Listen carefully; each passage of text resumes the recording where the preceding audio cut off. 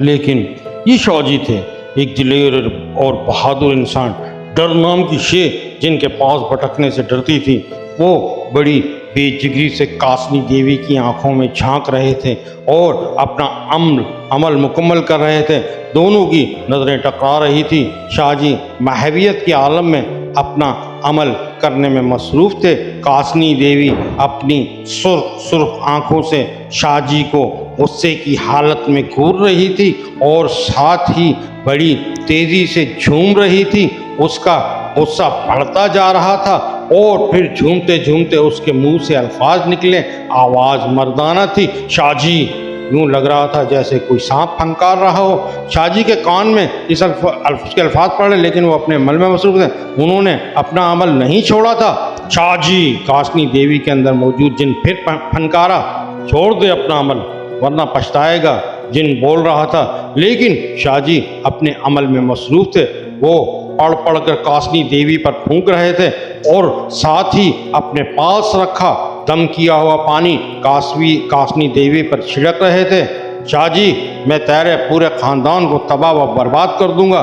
कासनी देवी के अंदर मौजूद जिन बोला, मैं तुझे समझा रहा हूँ, यूँ मेरे और लड़की के दरमियान मत पड़, दूर हो जा, हमें हमारे हाल पर छोड़ दे। शाहजी पर जिन के अल्फाज कुछ असर नहीं कर रहे थे। वो अपने अमल में मसरूफ़ थे। अब कासनी देवी के अंदर मौजूद जिन भी बेचैन होने लगा था।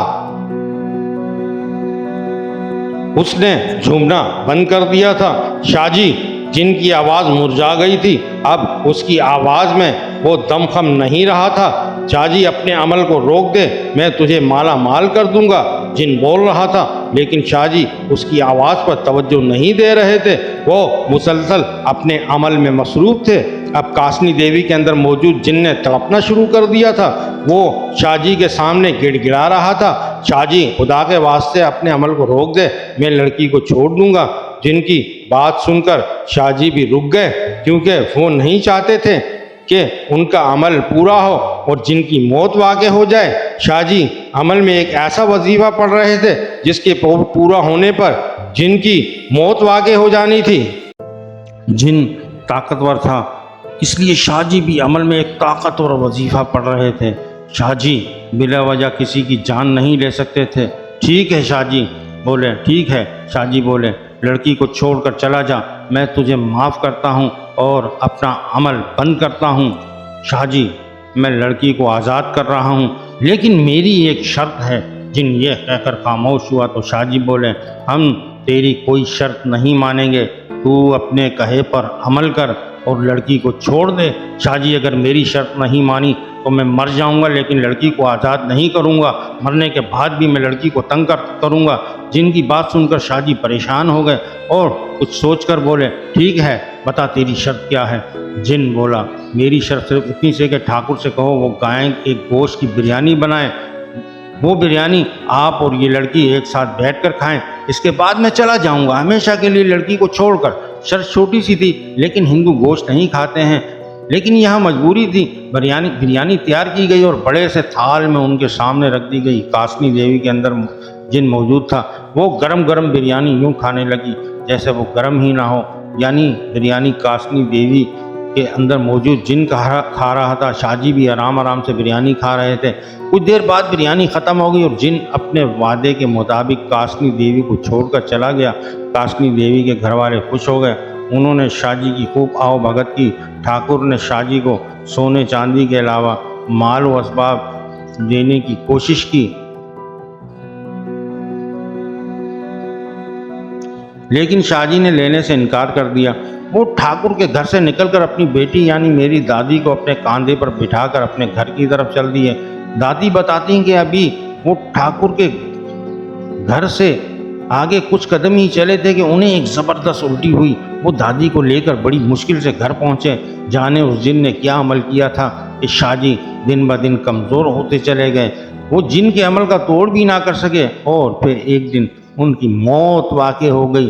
3 दिन गुजर चुके थे, लेकिन मेरे साथ कोई वाक़या पेश नहीं आया था। लेकिन मुझे चलते फिरते अक्सर ये महसूस होता था कि मेरे आगे पीछे या मेरे साथ कोई चल रहा है। ये एक अजीब एहसास था। कॉलेज से क्लास ख़त्म करके मैं घर आ चुका था। अम्मी ने खाना लगा दिया था। खाना खाकर मैं अपने कमरे की तरफ चल दिया। मुझे स्टडी करनी थी, कुछ नोट्स बनाने थे, लिहाजा मैं अपने कमरे में आ गया और किताबें खोलकर बैठ गया। अभी मैंने किताब का पहला सफ़ा ही पढ़ा था कि कमरे में एक ज़ोरदार छपाका हुआ और पूरे कमरे में रोशनी भर गई। मैंने चौंक कर किताब हाथ से छोड़ दी और फिर अचानक ही वो मेरे सामने खड़ी थी। हाँ, वही दुरेशवार हुस्न का पैकर। वो आज सुर्ख लिबास में मलबूस थी। सुर्ख लिबास उसके हुस्न को जहर कातिल बना रहा था। कोई भी उसके हुस्न को देखकर अपने होश हवास खो सकता था, दीवाना हो सकता था, उसके लिए अपनी जान दे सकता था। मैं हैरत और महवियत के आलम में उसे देखे जा रहा था। क्या हुआ? इतनी हैरत से क्या देख रहे हो? मेरी महवियत को दुरेशवार ने तोड़ा। कौन हो तुम? मैं अपनी हैरत पर काबू पाते हुए बोला। कहा तो था तुम्हारी दासी हूँ। दुरेशवार मुस्कुराते हुए बोली, मेरी दासी? मैंने हैरत से दुरेशवार को देखते हुए कहा, तुम कहना क्या चाहती हो? इतनी सी बात तुम्हें समझ नहीं आती? दुरेशवार बोल रही थी। मैं पिछले 2 साल से तुम्हें देख रही हूँ और साया बनकर तुम्हारे साथ घूम रही हूँ और तुम्हें एहसास ही नहीं हो रहा है कि कोई तुम्हारे लिए पागल हो रहा है, तुम्हारे इश्क में दुनिया छोड़ बैठा है।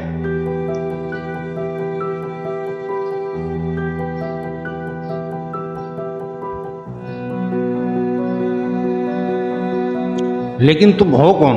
दुरेशवार की बात सुनकर मैं बोला, और मेरी दासी क्यों बन बैठी हो? मेरी बात सुनकर दुरेशवार ने एक ठंडी और लंबी सांस खींची। तुम मेरे बारे में जानना चाहते हो?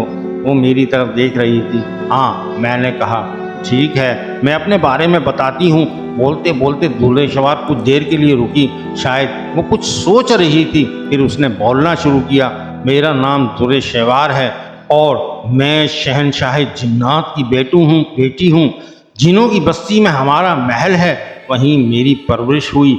मैं पली बढ़ी, मेरा बचपन गुजरा और फिर जब मैं जवान हुई तो मेरे दिल में ख्वाहिश पैदा हुई कि मैं इंसानों की बस्ती में जाऊं,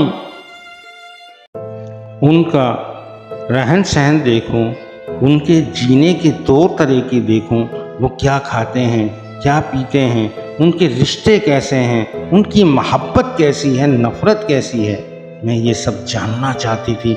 लेकिन मेरे बाबा शाह जिन्नात और मेरी माँ दोनों इस बात के सख्त मुखालिफ थे। वो इंसानों को एक वहशी मखलूक समझते हैं। वो कहते हैं कि इंसान निहायत ही मफाद परस्त मखलूक है। वो अपने फ़ायदे के लिए कुछ भी कर सकते हैं, किसी को भी नुकसान पहुंचा सकते हैं, किसी की जान भी ले सकते हैं।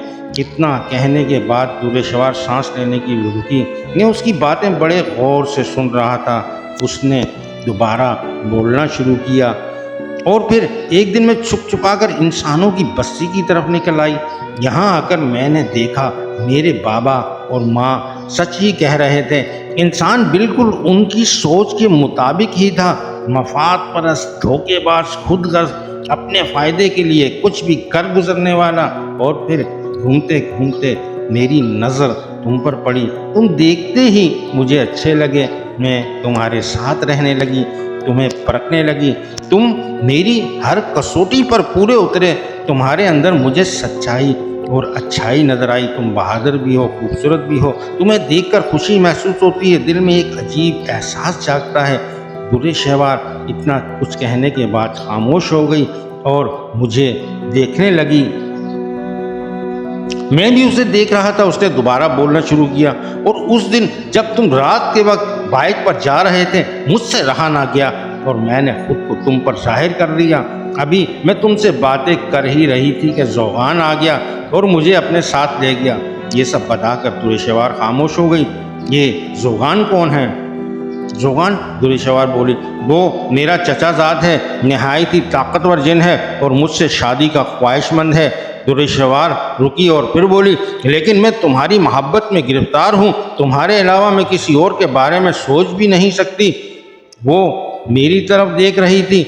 उसकी नज़रों में मौजूद मोहब्बत को मैं महसूस कर रहा था। मेरी समझ में नहीं आ रहा था कि मैं उससे क्या कहूँ। उसने मुझे परेशान कर दिया था, माना वो भला की हसीन थी, उस पर जान लुटाई जा सकती थी, उसके लिए दुनिया छोड़ी जा सकती थी, लेकिन थी तो वो जिनज़ादी। एक इंसान और जिनज़ादी का रिश्ता समझ से बाला तर था। देखो दुरेशवार, मैं दुरेशवार को समझाते हुए बोला, मैं एक इंसान हूँ और तुम एक जिनज़ादी, तुम्हारा और मेरा ताल्लुक़ कैसे बन सकता है? तुम्हें ये बात समझनी चाहिए। तुम्हारे रास्ते अलग हैं, मेरे रास्ते अलग हैं, हम एक नहीं हो सकते। मैं उसे समझा रहा था, लेकिन वो मेरी बात समझना ही नहीं चाहती थी। उसने रोना शुरू कर दिया और मैं उसके रोने पर बेचैन हो उठा। मेरी समझ में नहीं आ रहा था कि मैं उसे कैसे समझाऊं। तुम जो भी सोचो, मैं कुछ नहीं जानती, दुरेशवार रोते हुए बोली। मैं तुम्हारे बगैर नहीं रह सकती। वो भीगी आंखों से मुझे देख रही थी और मैं परेशान सूरत लिए उसे देख रहा था। दोनों खामोश थे और फिर अचानक ही दोबारा रोशनी का झमाका हुआ और ज़ोगान जिन रोशनी के झमाके से नुमादार हुआ। ज़ोगान जिन को देखते ही मैं और दुरेशवार दोनों परेशान हो गए। दुरेशवार ने रोना बंद कर दिया। हम दोनों हैरत से ज़ोगान जिन को देख रहे थे और ज़ोगान जिन हम दोनों को घूर रहा था। तुम यहाँ क्यों आए हो? इस बार दुरेशवार को गुस्सा आ गया था और वो निहायत गुस्से में बोली थी,